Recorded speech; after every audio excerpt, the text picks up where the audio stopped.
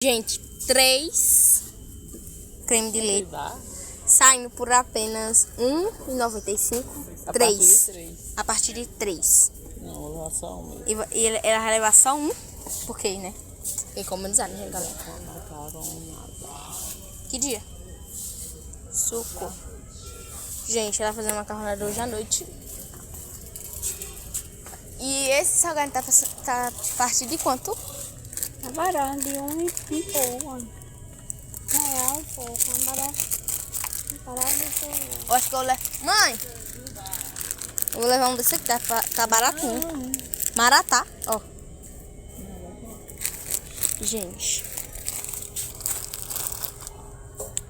Isso, né?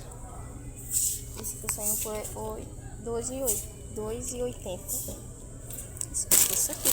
Eu não vou levar mais leite condensado, porque agora eu sei fazer leite condensado. Vamos pro suco.